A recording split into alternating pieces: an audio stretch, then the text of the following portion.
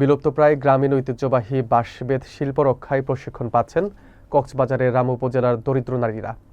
এই উদ্যোগ নিয়েছে বেসরকারি উন্নয়ন সংস্থা RW ওয়েলফেয়ার সোসাইটি, যার মাধ্যমে নারীদের আত্মনির্ভরশীল করে দারিদ্র্য বিমোচনের পাশাপাশি ঐতিহ্যবাহী এই শিল্পকে পুনরুজ্জীবিত করার লক্ষ্যে কাজ করছে প্রতিষ্ঠানটি।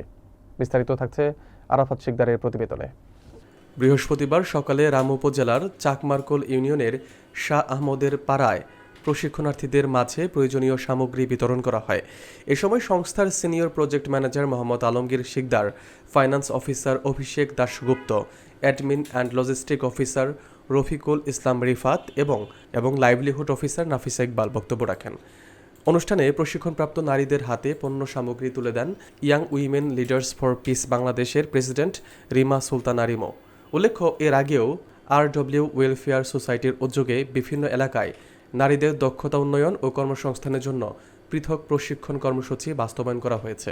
বিলুপ্তপ্রায় এইটার মাধ্যমে যেন তারা আর্থিকভাবে স্বাবলম্বী হয়। শিল্পজাত দ্রব্যের চেয়ে হাতের তৈরি যে কোনো শিল্প সামগ্রী কিনতে মানুষ আগ্রহী এবং আশা করছি এই লুপ্তপ্রায় শিল্পটা আমাদের এই কর্মসূচির মাধ্যমে আরও বেগবান হবে এবং এই কাজের মাধ্যমে এলাকার স্থানীয় নারীরা এই কাজগুলির মাধ্যমে যে পণ্যগুলো উৎপাদন করবে তারা স্থানীয় বাজারে বিক্রি করে তাদের আর্থিকভাবে তারা লাভবান হবে।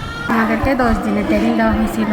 ট্রেনিং নেওয়ার সাথে আমাদেরকে সেখানে দানের জুড়ি শিখাইছে, তারপরে সবজির গুলা শিখাইছিল, তারপর মুরগির কাঁচা তৈরি করা শিখেছিল। সেখানে আমরা 10 জন মিলে সবাই মিলে আনন্দের সাথে কাজ করছি। এটা শিখে আমাদের অনেক লাভবান হয়েছে। তারপর আজকে আমাদেরকে এগুলার উপকরণ দিচ্ছে, লাই কীভাবে তৈরি করবে, দানের জুড়ি কীভাবে তৈরি করবে, সবজির কীভাবে তৈরি করবে।